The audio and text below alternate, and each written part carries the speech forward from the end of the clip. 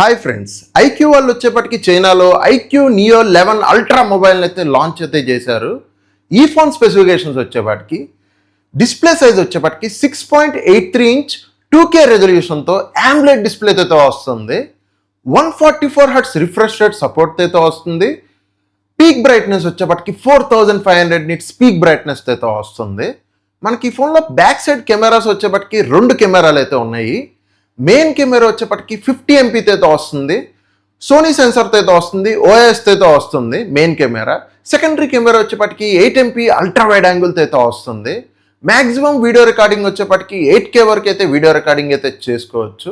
Front selfie camera వచ్చేప్పటికి 16 MP అయితే వస్తుంది. మ్యాక్సిమం వీడియో రికార్డింగ్ వచ్చేప్పటికి 1080p వరకే వీడియో రికార్డింగ్ అయితే చేసుకోవచ్చు. 4K రికార్డింగ్ ఇవ్వాల్సింది, 4K రికార్డింగ్ అయితే ఇవ్వలేదు ఫ్రంట్ కెమెరాలో. ఈ ఫోన్లో బ్యాటరీ వచ్చేప్పటికి 9100 mAh బ్యాటరీతో అయితే వస్తుంది. 100 వాట్స్ ఫాస్ట్ ఛార్జింగ్ సపోర్ట్తో అయితే వస్తుంది. ఈ ఫోన్లో ప్రాసెసర్ వచ్చేప్పటికి మీడియాటెక్ డైమెన్సిటీ 9500M అయితే వస్తుంది. ఈ ప్రాసెసర్ వచ్చేప్పటికి గేమింగ్కి అయితే బాగుంటుంది. ఐక్యూ వాళ్ళు వచ్చేప్పటికి గేమింగ్ చిప్ కూడా ఇచ్చారు. Q2తో అయితే వస్తుంది ఈ చిప్ వచ్చేప్పటికి. ఈ ఫోన్లో వచ్చేప్పటికి మనకి వేపర్ కూలింగ్ సిస్టమ్తో అయితే వస్తుంది. ఈ ఫోన్లో ర్యామ్ టైప్ వచ్చేప్పటికి LPDDR5X అల్ట్రా ర్యామ్తో అయితే వస్తుంది. స్టోరేజ్ టైప్ వచ్చేప్పటికి UFS 4.1 స్టోరేజ్ టైప్తో అయితే వస్తుంది. ఈ ఫోన్లో కనెక్టివిటీ పరంగా చూసుకుంటే మనకి Wi-Fi 7 కానీ, బ్లూటూత్ 5.4 కానీ, NFC కానీ 18 5G బ్యాండ్స్ అయితే ఇచ్చారు ఈ ఫోన్లో. ఆపరేటింగ్ సిస్టమ్ వచ్చేప్పటికి Origin OS 6.0 అయితే వస్తుంది. Android 16 అయితే రన్ అవుతుంది. ఎక్స్పెక్టింగ్ వచ్చేప్పటికి 4 years పాటు Android OS అప్డేట్స్, 6 years పాటు వచ్చి సెక్యూరిటీ ప్యాచ్ అప్డేట్స్ అయితే ఇస్తారనుకుంటున్నాను.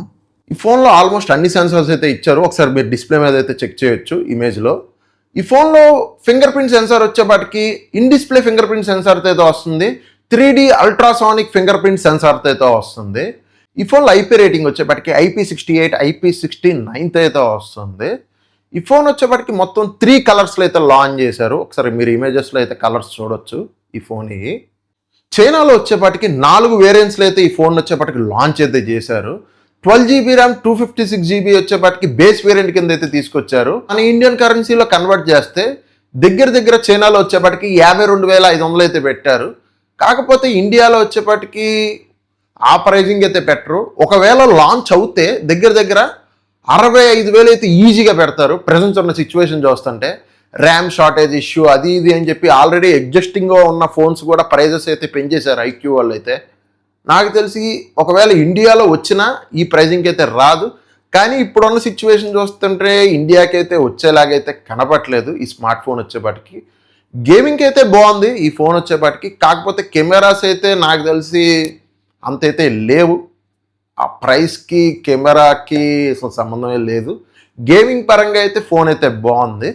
చూద్దాం మరి ఇండియాలో లాంచ్ అయిద్దో లేదా అనేది వెరీ సూన్ అయితే తెలుస్తుంది. నాకు తెలిసినంత వరకు అయితే ఇండియాలో అయితే ఈ స్మార్ట్ ఫోన్ రాకపోవచ్చు. చూద్దాం మరి లాంచ్ చేస్తారో లేదో. ఇంతవరకు మీరు వీడియో చూసారంటే మీకు నచ్చిందని అనుకుంటున్నాను. వీడియో నచ్చితే స్మార్ట్ లోకేష్ టెక్ని అయితే సబ్స్క్రైబ్ చేసి లైక్ అండ్ షేర్ చేస్తామైతే మర్చిపోమాకండి.